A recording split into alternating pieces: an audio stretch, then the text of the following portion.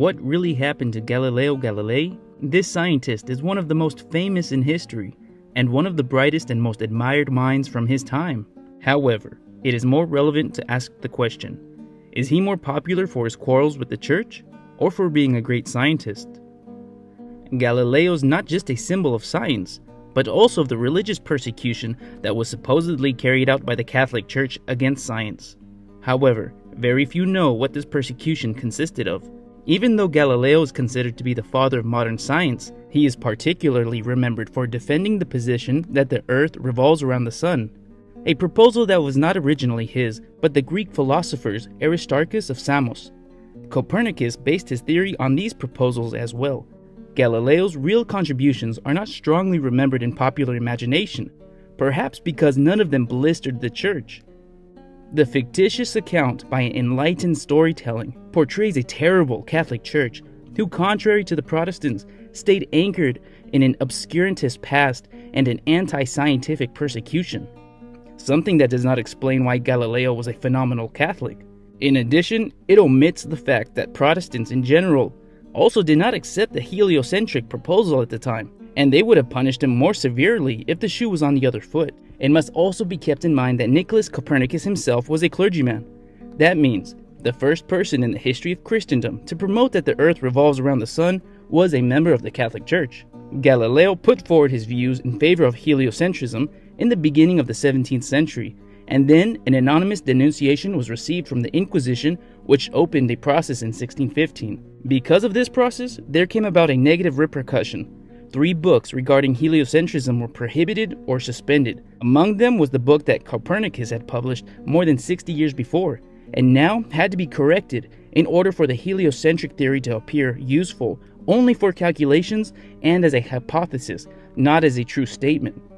This is indicative that heliocentrism coexisted with the Catholic world without ever having been declared a heresy, and other than being a mere lukewarm censorship, no life was taken over it, nor was there any torture carried out against anyone. Furthermore, a great number of clergies, especially Jesuits, used heliocentrism in their work, and they firmly believed in it. Galileo was not informed of this inquisitorial process, but 1 year later, Pope Paul V reprimanded him to cease pushing the subject. Galileo, unlike his colleagues, who believed the same as him, continued to make noise regarding the topic, attracting a lot of attention, and acting as a theologian, which angered specialists in the field. Nevertheless, Galileo was revered by society at the time, and admired by members of the church, his main rivals being Aristotelian-leaning professors. Galileo participated in debates on heliocentrism even with Pope Urban VIII, who admired him. So much so that they would exchange letters, and they met on 6 different occasions at the Vatican. He even wrote him a poem in Latin titled Pernicious Admiration. This new pope's disposition emboldened Galileo to return to his old ways and write a piece in favor of heliocentrism by adding a new argument that the behavior of the tides would only be possible with heliocentrism, something which turned out to be false. Galileo was willing to do a lot to get his arguments on heliocentrism more exposure, and he argued the most controversial details with the Pope. When Galileo wrote his piece, he presented it before the teacher of the Sacred Palace in order to obtain approval before publishing it. This censor also turned out to be an admirer of Galileo. He told him that with some modifications, it could be published. However, more tolerant times were diminishing within the context of the 30 Years' War. Pope Urban VIII was being challenged by the Spanish ambassador Gaspar Borgia, who accused him of not defending vehemently the Catholic faith. In order to avoid more instability than already existed, the Pope took initiative with an iron fist, and it impacted Galileo. 2 months after Galileo's work reached Rome, the Pope sent the matter to the Holy Office. Galileo always believed that his rivals had poisoned the Pope's mind by telling him that in his book he was making fun of the Pope's stance against heliocentrism. This is why he wrote to him explaining that this interpretation was not his intention. The problem is that Galileo's work consisted of a dialogue between characters in which the good guy of the story was one that defended heliocentrism, and the other character that defended the Pope's favorite arguments was put to shame. This was interpreted by many as mockery. This was one of the reasons why months later Galileo was summoned before the Holy Office. Galileo was then reprimanded for defending heliocentrism, and 3 theologians concluded that his stance was indeed in its defense. Galileo denied it. and in doing so was seen as resisting to confess what was self-evident. Nevertheless, the Pope sent his nephew, Cardinal Barberini, who was also a friend of Galileo, to try to convince him to admit the charges, and in doing so, he would allege that it was not done in bad faith. This way, if he were to be sentenced, his sentence would be reduced to house arrest. The Pope could show strength during war-stricken times without harming Galileo, who he admired. Galileo himself knew that the threats of torture against him were false. It was never going to be carried out. Warnings were produced because it was part of the protocol to make him confess. The Roman Inquisition never tortured older people advanced in age, and Galileo was already 69 years old. Galileo falsely confessed that his vanity led him to do what he did, and that he had no intention of violating the formal warning that called on him to not talk about heliocentrism. Those of the trial claimed that Galileo had promised in the past not to push heliocentrism, but he denied the existence of such a commitment, and there existed no evidence other than the formal warning. When the judgment was rendered, he had to take back what he initially said in a humiliating way.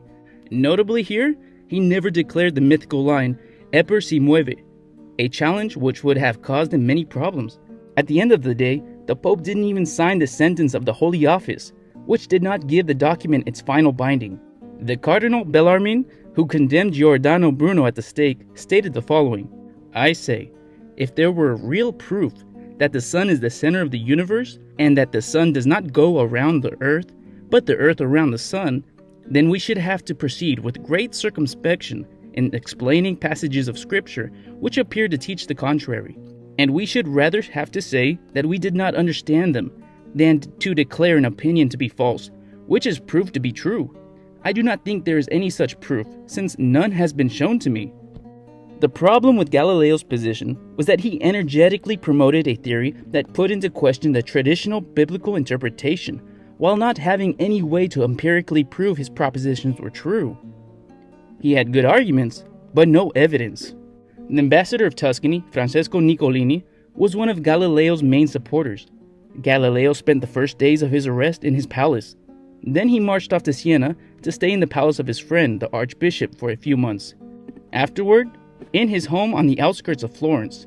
Over there he continued working, and his last work was published in Leyden, Holland, a place where sanctuary was provided for Protestants and Catholics who were persecuted, and later on enlightened people who were accused of atheism.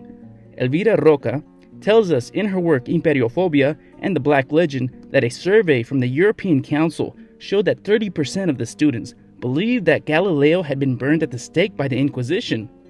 97% said he was tortured, and almost 100% responded that he uttered the phrase "Eper si mueve."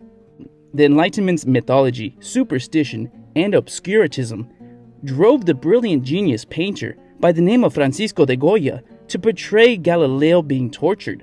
He was convinced that such an atrocity was actually committed, and this conviction has continued to be accepted by millions of people all over the world until this day. Ironically enough, there are even a few priests who have graduated from the seminary and still think that Galileo was burned at the stake. If the church has been such an enemy towards science as they say, it is because the Enlightenment legend had to resort to falsifying the Galileo case. Wouldn't there have been an overwhelming number of authentic cases to choose from? Well, no, there is not. It is clear that the demonized version of this story has underlying motives. It makes absolutely no sense that no one remembers what happened to the famous Spanish doctor Miguel Servet, who was burned at the stake by Protestants, nor what happened to the outstanding chemist Antoine Lavoisier, who was guillotined by the First French Republic for having been an official to the crown. The judicial president ruled that the revolution did not need neither scientists nor chemists. 27 intellectuals and scientists suffered similar fates, let alone the 25,000 witches burned in Protestant Germany. Another detail to note is that while the Catholic world has renounced the acts of persecution of the Inquisitions and has even restored Giordano Bruno's memory with a statue in Rome, the Protestant world remembers Miguel Servet with a lukewarm monument with an inscription that says, "It was a mistake by the great reformer Calvin." Calvin, along with Luther, have been honored with a multitude of statues in several countries despite the persecutions and death they promoted. It would be the equivalent if Spain had erected numerous statues of Torquemada with an inscription saying, "Torquemada, our Grand Inquisitor, made a mistake with the false converts. Everyone should remember that Galileo passed the last 9 years of his life in palaces or in his home. Galileo's case has been manipulated to raise an eternal conflict between church or religion with science, even though Galileo never saw himself as a pioneer for this type of conflict. His problem was not with the Bible, but with the interpretations that were being held. Without a doubt, Galileo's reputation was the victim of an injustice by the church, who belatedly restituted it in the time of John Paul II, even though a mausoleum in his honor was erected in Florence during the 18th century. However, his controversial case does not cease to be used as a weapon by certain Protestant and enlightened thinkers. If we want more clear-cut examples of religious intolerance, we have more recent examples from the United States with the trial of Professor Scopes in the 1920s, a Catholic teacher who had the audacity to teach the theory of evolution in the state of the Protestant-majority Kentucky. There existed a law which expressly prohibited the education of evolutionism because it called into question creationism. He was arrested, put on trial, and convicted. However, he was not given a jail sentence as was requested by the prosecutor, but he was to pay a fine of $100, which would be annulled only by a technicality. The law that forbade teaching evolution in Kentucky was not abolished until 1967. Until this day, there are scientific pseudo-organizations and museums that promote creationism and reject evolution in the US. There is still a minority, but considerable percentage of teachers who teach creationism as a feasible theory. This happens in private centers, since it is unconstitutional to teach this in public ones. Public education cannot promote a specific religion. According to this survey, 45% of Americans believe in creationism and that the earth was created 10,000 years ago. 56% of Protestants and up to 35% of Catholics. It's surprising that any US Catholics would think so, given the Church's continued defense for the correlation of faith and reason. Even St. John Paul II encouraged the validity of the evolution theory in the 90s. This acknowledgement provoked a Mississippi newspaper to publish that the Pope was senile. Before, an enemy who wanted to ruin you could put an anonymous complaint to the Inquisition. Today, those enemies who want to censor you organize amongst themselves and report you to YouTube or some social network in order to close your channel or your account. We like to make ourselves feel better by believing that today science is above any dogma, but since Galileo's time, the only thing to have changed is the type of consequences. Nowadays, any scientist who dares offend the sacred scriptures of gender ideology or feminism may receive professional, personal, and even criminal repercussions. Presenting evidence that challenges the most holy political correctness, our scientific community is still vulnerable to being compromised by ideologies.